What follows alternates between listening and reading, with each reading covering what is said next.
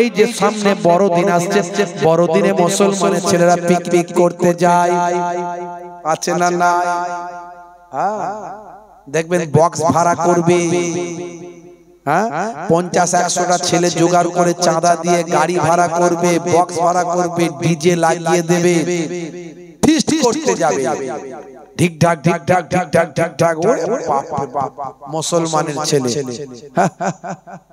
গান বাজিয়ে তারা ময়দানে গিয়ে, কোথাও জঙ্গলে গিয়ে ফিস্ট করে, নাচানাচি করে তারা বড়দিন পালন করছে।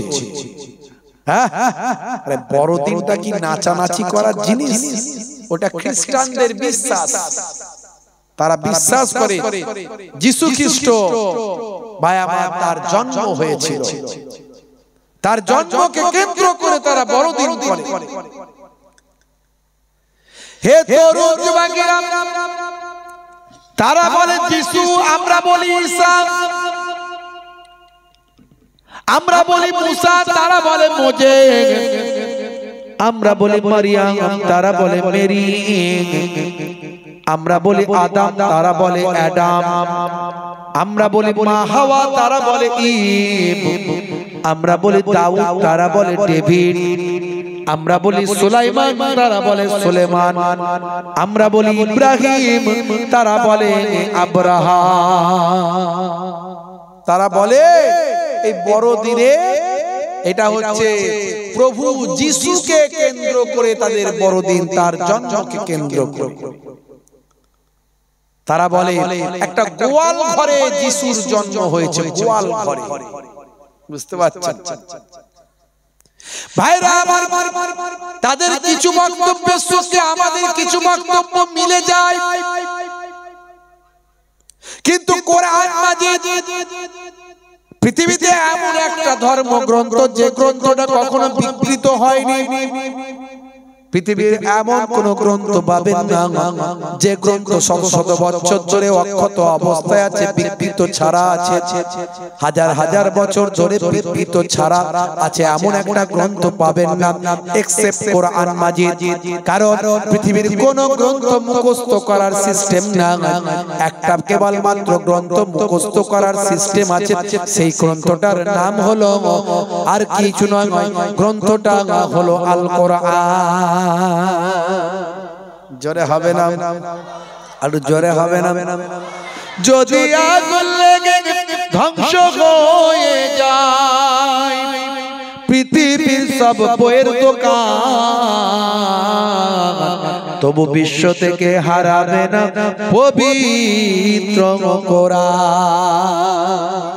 করবে কেমন করে কোরআন ধ্বংস আগুনের তেজ, করবে কেমন করে কোরআন ধ্বংস আগুনের তেজ, আছে বিশ্বে ভরা অগণিত কোরআনে হাফিজ।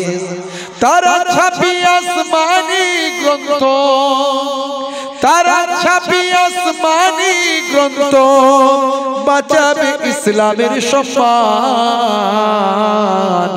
তবু বিশ্ব থেকে হারাবে না পবিত্র কোরআন।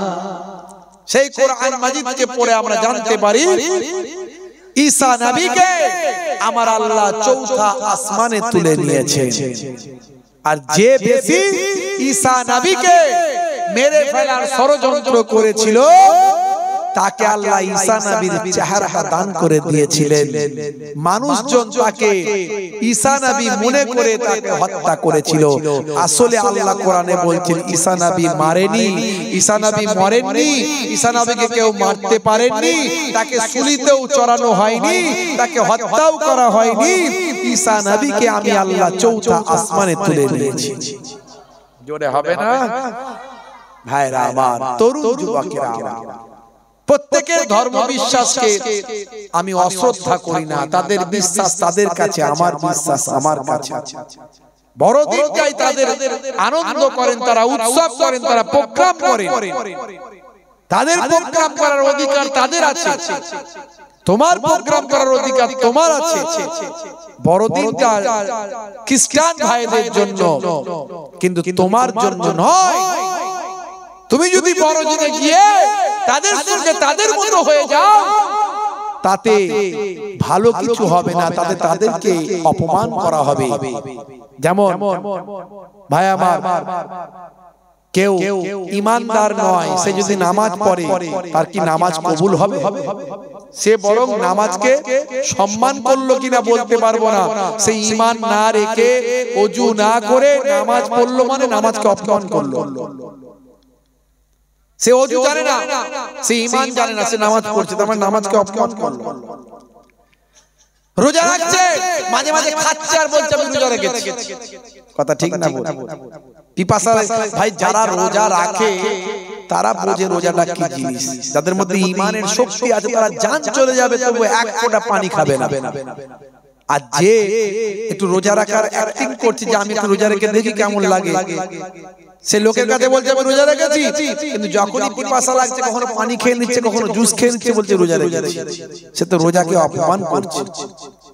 তেমন তুমি বড়দিনের কিছু বোঝো না, তুমি তাদের সে ধর্ম চেতনা ভাবনা তোমার মধ্যে নাই, তুমি বড়দিন পালন করতে যাচ্ছ, তার মানে তুমি তাদের ধর্মকে অপমান করছো। এটা তোমার জন্য চলবে না, নিষেধ। হে তরুণ যুবকেরা, হে আমার বন্ধুরা, শুনে রেখে দিন বাবা, জেনে রেখে দেন হে মুসলমান, আল্লাহর যারা নেক বান্দা হয়ে গেছেন, পৃথিবী বিখ্যাত ব্যক্তি হয়েছেন, তারা প্রকৃত ইসলামটাকে মেনেছেন, তারা প্রকৃত দয়ার নবীর সুন্নাত তরিকাটা মেনে চলেছেন। টাইসনের কথা আমি বলি, জেনিফারের কথা আমি বলি, মাইকেল জ্যাকসনের কথা আমি বলি, গ্যারি মিলারের কথা আমি বলি,